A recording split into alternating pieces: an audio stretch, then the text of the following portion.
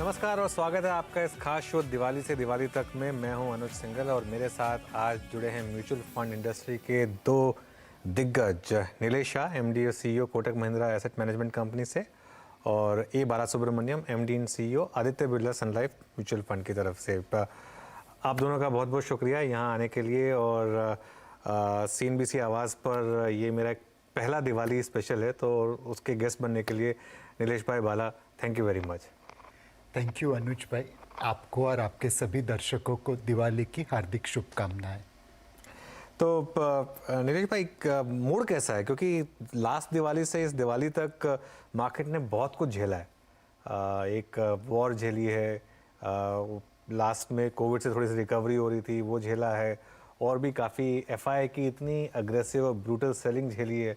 उसके बाद भी मार्केट बहुत ज़्यादा गिरा नहीं है, इनफैक्ट काफ़ी हद तक आउट परफॉर्म किया है हमारी मार्केट ने। तो इस संवत में जब हम स्टेप कर रहे हैं, आप कैसा फील कर रहे हैं? पिछले साल के लिए अनुज भाई अगर एक शेर कहूँ, बिजलियों को जहाँ गिरने की ख्वाहिश थी, बिजलियों को जहाँ गिरने की ख्वाहिश थी, वहीं बंदों ने घरौंदा बनाया।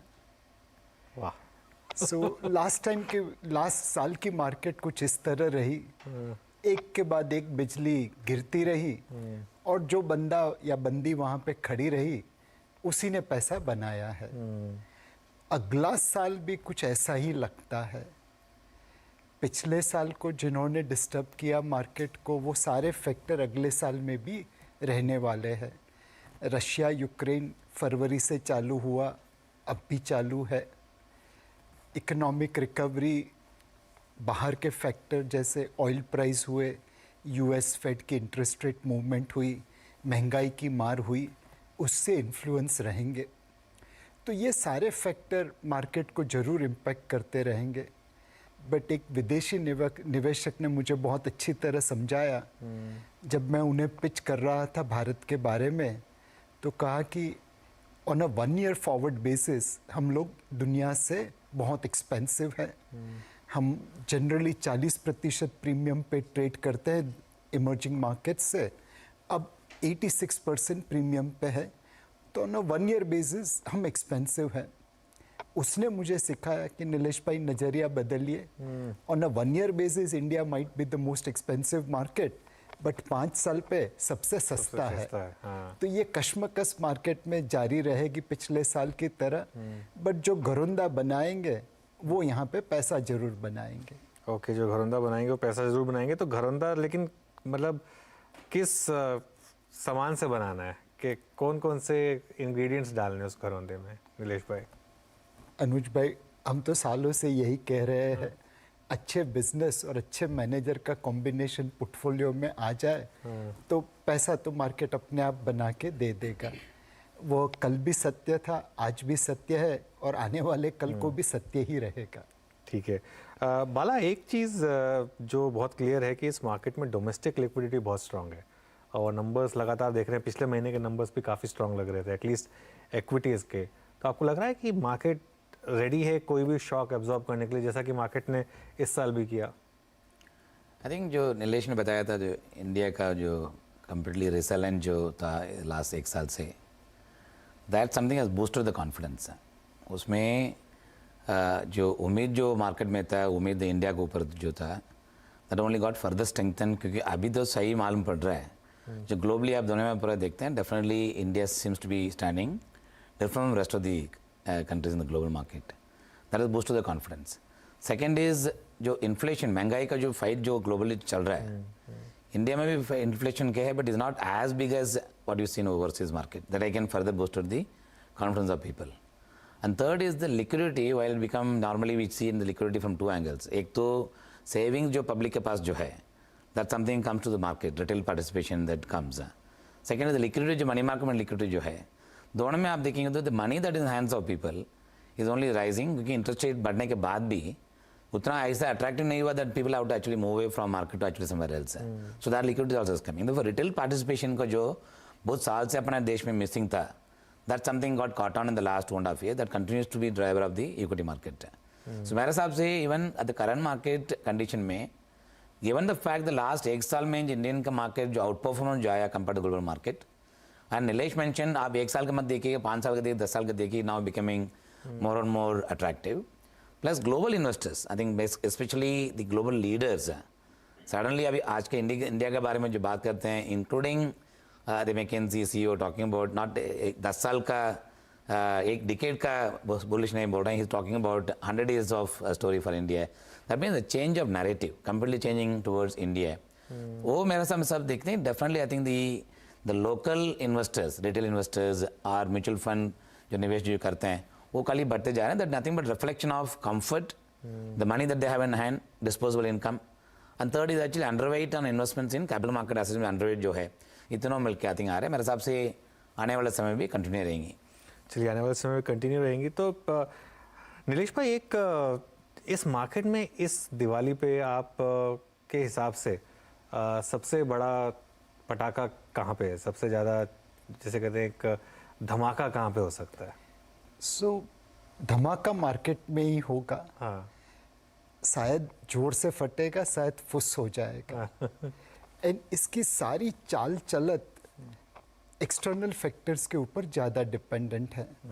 अगर रशिया न्यूक्लियर ऑप्शन एक्सरसाइज करता है, तीसरा वर्ल्ड वॉर शुरू करता है, तो ऑब्वियसली अपनी मार्केट गिरेगी.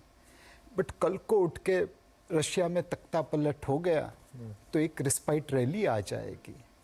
US फेड आज रॉकेट से रेट बढ़ा रहा है बिकॉज महंगाई का दर बहुत आगे है.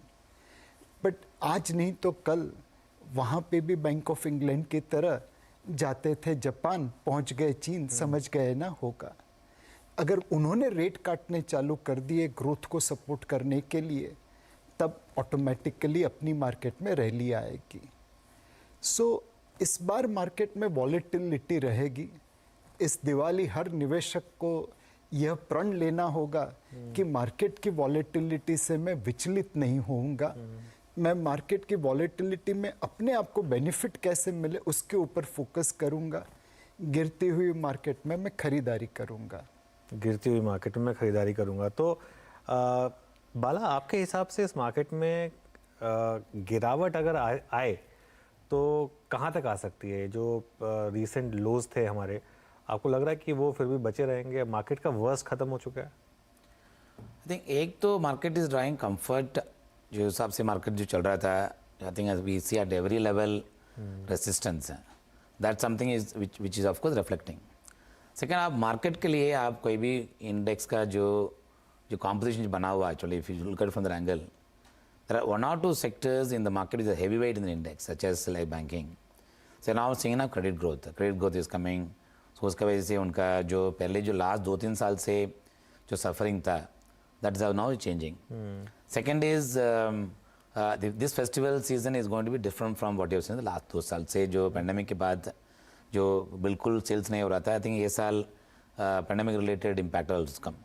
I think if you look at जो मोहम जो बन रहा है वो बेस में देखते हैं, मेरे हिसाब से डाउन साइड रिस्क कम हो सकता है. फिर भी एज नीलेश मेंशन, अगर ग्लोबल मार्केट में कुछ भी सरप्राइज आ गया है इधर on the positive side and negative side, शायद थोड़ा स्विंग बढ़ सकता है. बट फिर भी डाउन साइड मेरे साथ प्रोटेक्ट करते रहेंगे, क्योंकि in every parameter if look at it, the resilience of India, I think the strength of India, the strength of companies का अर्निंग्स जो है, कंपनीज का बैलेंस शीट जिस हिसाब से जो बना हुआ है एक्चुअली, जो हिसाब से जो कंपनीज का जो निवेश करने के लिए जो कॉन्फिडेंस जो बढ़ रहा है, ये सब में मिलकर देखेंगे तो definitely the downside could be limited. As he mentioned, valuation के हिसाब से अपसाइड थोड़ा टेस्ट हो सकता है. That's why we have to look at it beyond 5 years. या. ठीक है. अभी नीलेश भाई, मार्केट में प्रॉब्लम क्या आ गई है कि आपका व्यू है 5 साल का, हमारा दर्शक है वो हमको बोलता है कि 5 दिन में क्या होगा. तो वहाँ पे बैलेंस आउट करना थोड़ा टफ हो जाता है. इसके लिए मैं मतलब मुझे पता है कि ये सवाल थोड़ा सा फंड मैनेजर से पूछना थोड़ा अजीब लगता है कि ये जो साल के लो हैं वो बचेंगे या नहीं बचेंगे, क्योंकि फंड मैनेजर में आप अगले 5-6 साल 10 साल के हिसाब से सोच रहे हैं, वेल्थ क्रिएशन के हिसाब से सोच रहे हैं. लेकिन जो थोड़ा हमारा, हालांकि अभी थोड़े से दर्शक भी मैच्योर हो रहे हैं और काफ़ी उस हिसाब से मतलब दोनों में डिफरेंस समझ रहे हैं. ट्रेडिंग और वेल्थ कैसे क्रिएट किया जाए, ये दोनों का एक डिफरेंशियल समझ रहे हैं. तो एक चीज़ तो आपने बोल दी नीलेश भाई कि मार्केट में बने रहिए. सबसे बड़ा पटाखा तो वही है कि मार्केट ही खुद ही बड़ा पटाखा है. लेकिन सेक्टोरली क्या आपके लिए, मतलब जिसे कहते हैं चक्री बम या एक सुतली बम, क्या सबसे अच्छे लग रहे हैं आपको? सो banking and financial services sector बहुत अच्छा लगता है। आज आप दर्शकगण में चेक करें तो मोटा मोटा उनकी डिपॉजिट या उनके लोन 5 बैंक के अंदर होगी ऑन एन इंक्रीमेंटल बेसिस। सो एक कंसोलिडेशन हो रहा है। दूसरा, बैंकिंग क्षेत्र की एनपीए एक दशक में सबसे लोएस्ट लेवल के ऊपर है। तीसरा, ब्याज की दरें बढ़ रही है तो मार्जिन बढ़ रहा है तो प्रॉफिटेबिलिटी बढ़ेगी। और एफपीआई की सेलिंग सबसे ज़्यादा बैंकिंग और आईटी सेक्टर में हुई थी, तो वैल्यूएशन भी अब काफ़ी रीजनेबल हो चुके हैं। Consolidation in business, lower NPA, higher profit, cheaper valuation, चारों का combination banking and financial service sector को अगले साल का सबसे बड़ा परफॉर्मर बताता है। दूसरा एक सेक्टर जो अच्छा कर सकता है वह मैन्युफैक्चरिंग सेक्टर है। मैन्युफैक्चरिंग के अंदर केमिकल भी आ जाता है, कंस्ट्रक्शन मटेरियल भी आ जाते हैं और बहुत सारे प्रोडक्ट आते हैं। बट हमें दिख रहा है कि ये China+1 की वजह से बहुत सारे सेक्टर्स में उन्हें एक्सपोर्ट ऑर्डर मिल रहे हैं। सरकारी खर्चा तो चालू ही है, प्राइवेट सेक्टर इंडिया में कैपेक्स पे उतारू है, ऊपर से एक्सपोर्ट ऑर्डर मिल रहे हैं। तो ये तीन चीज़ों का कॉम्बिनेशन करिए तो मैन्युफैक्चरिंग क्षेत्र में वॉल्यूम बढ़ेगा तो ऑपरेटिंग लेवरेज आएगा तो मार्जिन बढ़ेगा। तो ओवरऑल ये दोनों सेक्टर मार्केट को आउट परफॉर्म करते हुए अगले संवत में दिखते हैं। बैंकिंग और मैन्युफैक्चरिंग बहुत बड़ा सेक्टर है एक्चुअली नीलेश भाई, तो उसमें कुछ सब सेक्टर जिस पर नज़र रखी जा सकती है? केमिकल्स देखिए, बिल्डिंग मटेरियल्स देखिए, इंजीनियरिंग देखिए, कैपिटल गुड्स देखिए, ये सारे सेक्टर आप वहाँ पे मेरे हिसाब से ये केमिकल की तरह मल्टी ईयर रैली होगी। इसमें ये जो ट्रेंड बना है China+1 का, वो 1 साल 2 साल का नहीं है, वो शायद 5 या 10 या 15 या 20 सालों का है। तो उसकी वजह से ये सारे क्षेत्र में जहाँ पे एक company exports market, government sector और प्राइवेट सेक्टर तीनों को सर्विस करती हो, उसमें निवेश करना चाहिए। ठीक है, समझ गया। बाला, आप कहाँ बुलिश हैं इस समय, कहाँ बेट ले रहे हैं? एक तो एज नीलेश मेंशन, बैंकिंग और फाइनेंस सेक्टर में मेरे हिसाब से जो ग्रोथ एक्सपेक्टेशन के हिसाब से, जो वैल्यूएशन के हिसाब से बहुत अच्छा लग रहा है। Automobile sectors there is a revival, क्योंकि the economy starts picking up once good moments चालू हो जाते हैं। We already seeing improvement in the auto sectors. तीसरा है कि actually consumer durables, I think spending the जो service sector specially other than IT and banking, hotel industries, tourism sector, उसमें सब में रिवाइवल है एक्चुअली। एक तो द फेस्टिवल सीजन चालू होके विद इंक्रीज इन ट्रैवल, मेरे हिसाब से even that sector specially the hotel as an industry will see revival in the business, and the public at large is spending money will also lead to an increase in spending on consumer durables. So that also something मेरे हिसाब से pick up होना चाहिए. Auto is one sector, there is a direct correlation to the economic revival and the demand that is coming in. Last 2-3 साल से कोई खर्चा नहीं किया actually. Now we are seeing actually the income level, economic model, especially somebody who owns a truck. The economic model actually is far better today. So that also मेरे हिसाब से sectors should get to see revival. Okay, Nilesh भाई, auto बाला ने बोला, आपने नहीं बोला, क्योंकि आप ऑलरेडी ऑटो में ओवर एक्सटेंडेड है इसके लिए, या फिर कोई और कारण है? और जो एक क्या आपको लगता है कि एक जो लो हैंगिंग फ्रूट था वो अब कट चुका है वहाँ से, या फिर अभी मतलब प्लग हो चुका है, या फिर अभी थोड़ा बाकी है उसमें? नहीं, मैंने कुछ सेक्टर बाला के लिए भी रखे थे। मुझे मालूम है बाला की सोच क्या है, जैसे उसे मेरी सोच मालूम होगी। तो जैसे बाला ने बताया वैसे ऑटोमोबाइल सेक्टर भी अच्छा लगता है। 2 व्हीलर है, पैसेंजर व्हीकल है और कमर्शियल व्हीकल है। जैसे बाला ने बताया कि कमर्शियल व्हीकल की वायबिलिटी अभी पिछले 2 साल के सामने बहुत अच्छी हो गई है, तो लोग वहाँ पे निवेश करना चालू करेंगे। पैसेंजर व्हीकल में तो आज कोई भी गाड़ी खरीदने चाहे तो 1 महीने से लेके 12 महीने की वेट है। 2 व्हीलर में ऑब्वियसली राइट नाउ डिमांड काफ़ी स्लो है, बट वो वैल्यूएशन में रिफ्लेक्टेड है। एंड इनके साथ साथ एक ऑटो कंपोनेंट सेक्टर है जहाँ पे बहुत सारी भारतीय कंपनी अब ग्लोबल सप्लायर के रूप में इमर्ज हो रही है। Tier 1, Tier 2 बन रहे हैं। China+1 वहाँ पे भी आएगा। सो ये सारी चीज़ों को अगर आप कंबाइन करके देखें तो ऑटोमोबाइल क्षेत्र में हमें लगता है कि यहाँ पे निवेश करना चाहिए। हम जैसे आपने बताया वैसे ओवरवेट है इस सेक्टर में passenger vehicle and commercial vehicle की साइड के ऊपर, बट ओवरऑल लगता है कि ऑटो और ऑटो कंपोनेंट्स दोनों अगले साल मार्केट को आउट परफॉर्म कर सकता है। एक और बेनिफिट जो ऑटो सेक्टर को मिल सकता है वो रुपये का है। Rupee has depreciated compare to say last year, तो उसका बेनिफिट भी जो एक्सपोर्ट ओरिएंटेड कंपनीज है उनको मिलने लगेगा। ओके तो just to add to that Anuj, हमेशा हम गवर्नमेंट का स्पेंडिंग जो बात करते हैं, we always think about road and other infrastructure. The largest spender आज के दिन पे रेलवेज में है। रेलवेज का जो सप्लाई, जो कंपोनेंट जो सप्लाई करते हैं वो largely is coming from the automobile sector. So though they are directly linked to the vehicle OEM kind of supply, but they're also benefiting out of this kind of new demand that has come from railway से भी आते हैं, क्योंकि वो it's got developed in the last 2-3 साल में। therefore there are many companies in that space and India is generally ancillaries में बहुत strong है actually। भारतीय बाजारों की बात होती है तो हमेशा एक आईटी सेक्टर की बात करना ज़रूरी बन जाता है, क्योंकि ये एक सेक्टर है जिसने काफ़ी इंडिया के मैक्रोस को भी सपोर्ट किया है। जितना डॉलर इनफ्लो आईटी सेक्टर की वजह से आता है, नीलेश भाई अगर वो नहीं होता तो आपका एक व्यू था कि शायद हमारी भी हालत थोड़ी पतली हो सकती थी, जैसे हमने श्रीलंका में देखी या बाकी कंट्रीज़ में देखी। तो मार्केट क्या अभी इनके साथ अनचैरिटेबल हो रहा है या फिर ये एक जो पिछले 3-4 साल के एक्सेसेस हैं ये ख़त्म हो रहे हैं? सो अनुज भाई, इस वक्त आईटी क्षेत्र में अगर आप मैनेजमेंट की कमेंटरी पढ़े एंड कुछ दिग्गज कंपनी के नतीजे सामने आए हैं, अच्छे नतीजों के बावजूद उन्होंने कमेंटरी में थोड़ी कंजूसी की है। जैसे टीसीएस, मैं कंपनी के नाम नहीं ले सकता, बट ऐसा नहीं है कि वो आपको सही तरीके से आगाह नहीं कर रहे, बट अनसर्टेनिटी इतनी ज़्यादा है। हमारी आईटी कंपनी के जो सबसे बड़े कंज्यूमर है वो US banks and financial services हैं। वहाँ पे एक के बाद एक बैंक अनाउंस कर रहा है कि हमारे आईटी बजट में कटौती होगी। हमारी आईटी कंपनीज यूरोपियन कंपनीज को सर्व करती हैं, उनकी हालत खस्ता है। तो इस वक्त ये कहना मुश्किल है कि इंडियन आईटी कंपनीज को नेक्स्ट ईयर में कितनी रेवेन्यू ग्रोथ होगी। दूसरी चीज़, मार्केट का अपना एक्सपीरियंस है जिसमें रीसेंसी बायस आता है।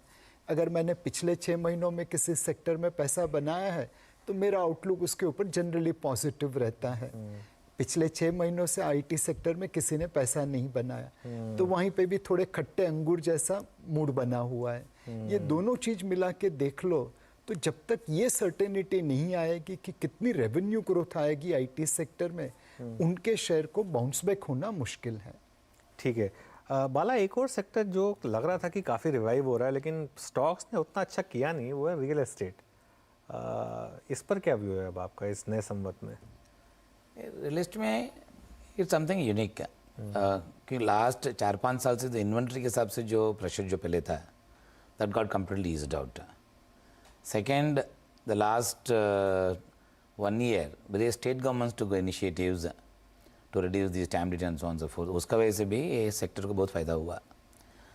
But from a larger economic point of view आज के दिन में जो रेंटल जो बढ़ रहे हैं, चाहे ये सेक्टर में I think more than commercial, residential real estate में जो रेंटल के लिए जो डिमांड जो आ रहा है, एक्चुअली जो ओनरशिप के लिए डिमांड आ रहा है in different parts of the country is something is very encouraging.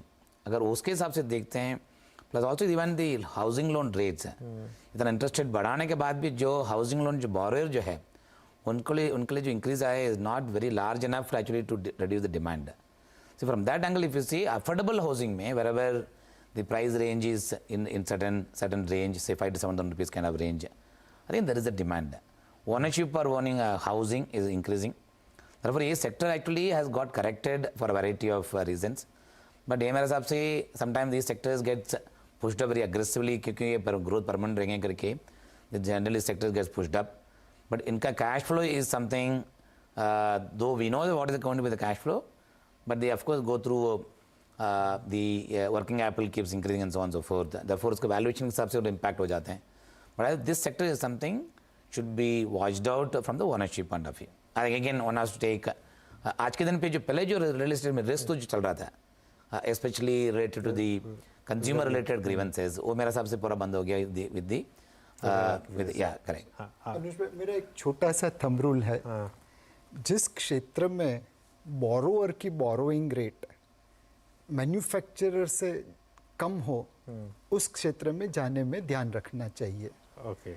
आज आप मैं बाला हाउसिंग लोन लेते हैं तो 7, 7.5, 8% में मिलती है।